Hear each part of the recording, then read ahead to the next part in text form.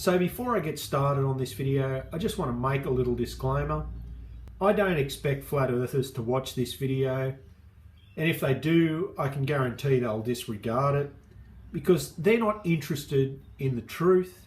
They're only interested in whatever goes along with their little bedtime story and their little delusion that there's some gigantic conspiracy. Anyway, let's get to the video. Hi there, hope you're having a wonderful day. I know I am.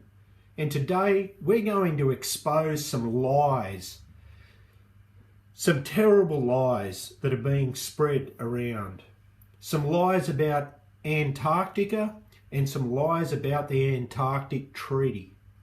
These lies are being propagated and spread by flat earthers to keep their little bedtime story going. Because to flat earthers, apparently they believe that Antarctica is a rim of ice around the entire Earth, and they believe that the Antarctic Treaty was put in place to stop you or I from going to Antarctica and finding out that no, it's not actually an island continent around the southern pole. It's actually a rim of ice around the entire Earth, and it would be exposed that we live on a flat Earth, and that for whatever reason, who knows, the governments of the world have been lying to us and telling us that the Earth is a spheroid and all of this rot and complete and utter bullshit. So what I'm going to do is do what you, I, and the flat earthers that propagate these bullshit lies can do. I'm going to do a Google search. So let's have a look at the Antarctic Treaty and what it entails. So I'll click on this one here. So it says the Antarctic Treaty System is a complex of arrangements made for the purpose of regulating relations among the states in the Antarctic. At its heart is the Antarctic Treaty itself. And it goes on, it was signed in Washington on December 1st, 1959, and entered into force on the 23rd of June, 1961. And it just goes on to say that the original parties are still part of it and all of that. Okay, now we get to the important part. The primary purpose of the Antarctic Treaty is to ensure, in the interest of all mankind, that Antarctica shall continue forever to be used for exclusively peaceful purposes and shall not become the scene or object of international discord. So what they're saying is there'll be no military action or military bases or any sort of military presence other than for peaceful purposes in Antarctica. So basically it's a no-go zone for anything that involves war, destruction, military exercises, anything like that. So that's fair enough. We can all relate to that. To this end, it prohibits military activity, just like I said, except in the support of science, prohibits nuclear explosions and the disposal of nuclear waste. It promotes scientific research and the exchange of data, and holds all territorial claims in abeyance. The treaty applies to the area south of 60 degrees south latitude, including all ice shelves and islands. So basically, it doesn't say that nobody can go there. And I've read a little bit more about it. It doesn't say it there, but it goes on to say, you know, it's more than just the disposal of nuclear waste. It's the disposal of any type waste materials, any kind of pollution. They want to keep the Antarctic region pristine. And that's why they don't just let any bozo go there and do whatever they like. They want to keep that environment as close to as it was 1,000 years ago, while conducting research and scientific experiments there. And that's primarily all it's really for. So can we go there? Well, sure we can. You should be able to go there if you wanted to go to the North or the South Pole and have a look. I'm sure that there is ways to do it. It doesn't say that it prohibits people from going there. You probably need to get written permission from the government, or a government that covers the areas in which you like to go, but I'm sure it wouldn't be a problem. So let's have a look at the next thing. Can we go to Antarctica? Can you or I go to Antarctica? Because basically we've just found out that really the Antarctic Treaty is all about military no-go zone, specific to promote scientific research and to keep the Antarctic environment pristine and free from pollution. So can we go there? Let's have a look. Flight to Antarctica. Rightio, let's check it out. There's lots here. Antarctic flights, flights to land and ice and penguins. Lindblad Antarctic Tours, expeditions.com. Melbourne flights to Antarctica. Flight Centre airfares. Antarctic flights, the best way to see Antarctica. We'll click on that one. Well, there you go. There's a plane and it's flying over Antarctica. We operate one-day sightseeing flights over Antarctica, departing from Australia every summer. Taking around 12 hours, the flights are the easiest way to view this great white continent.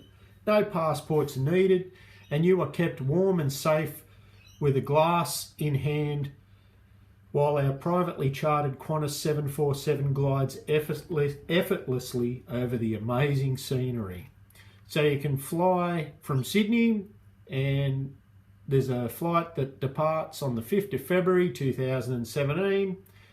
We've got one from Melbourne, departs 31st of December 2016, and we've got another one from Melbourne, 12th of February 2017.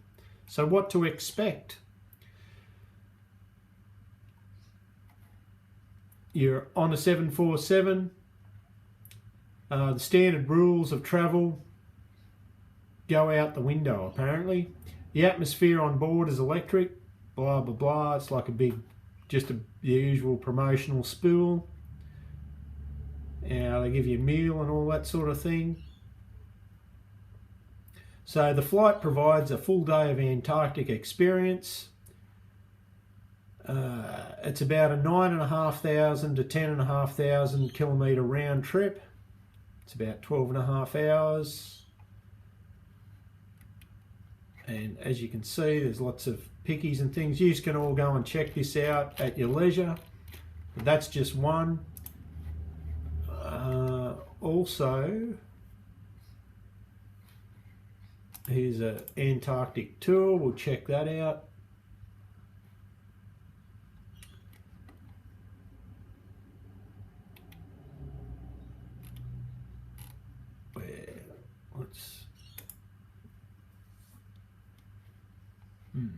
Not really what I was looking for. But as you can see, there's nothing to stop you from going on one of these flights. I think they start at about 3,000 Australian dollars and go up to about 8,000 or 9,000 Australian dollars, or maybe even more, depending on what you're looking for.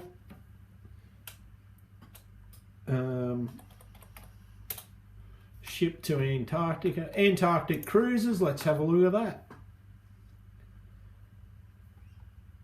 Oh, that's what I clicked on before. Damn it.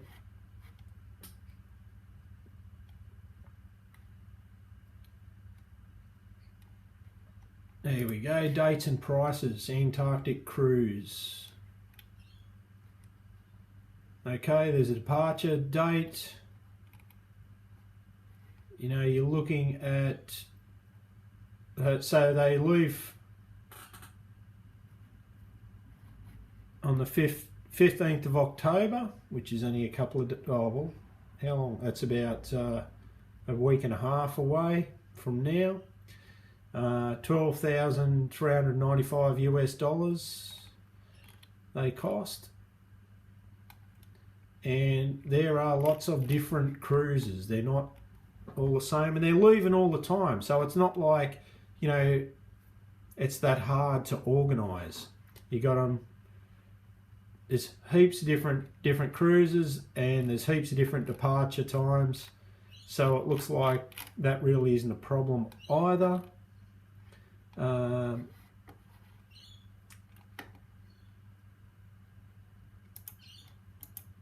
No.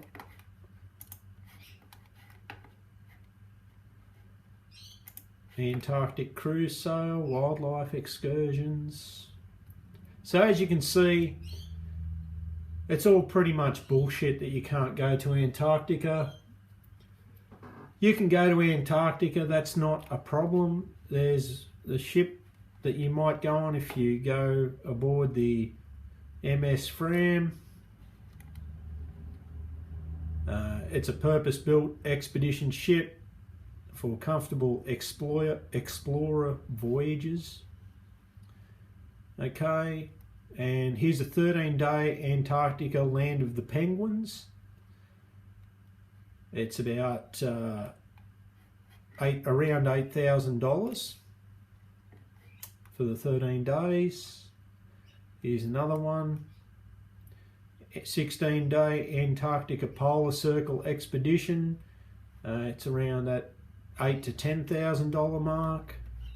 19-day Antarctica and South Atlantic Islands. And you're looking at $8,000 to $10,000 there roughly. 19-day Ultimate Antarctica Experience, and that's about $11,150. So as you can see, there are lots and lots of ways and means that you can get to Antarctica and have a look around. And I'm sure that if you had a good look, you would be able to step on the Antarctic mainland and check a few things out. So the reality is, flat earthers are lying when they say nobody can go to Antarctica. It's a no-go zone, and the Antarctic Treaty is just there. It's been made up by the governments to stop normal people from finding out the earth is flat and all this shit. It's nothing but complete and utter crap. The reality is the Antarctic Treaty was put in place so scientific research was the only thing that really took place there, apart from a little bit of tourism. And it was there to protect Antarctica from human pollution, basically, and just to promote scientific research. So can we go to Antarctica? Yes, we can. It can be organised. You can just basically ring up and organise it. I hope you enjoyed this video. I hope it's been an enlightening experience for you. Please leave your comments and criticisms in the comments section. Don't hesitate to give the video a thumbs up. Have a great day. I will catch you later.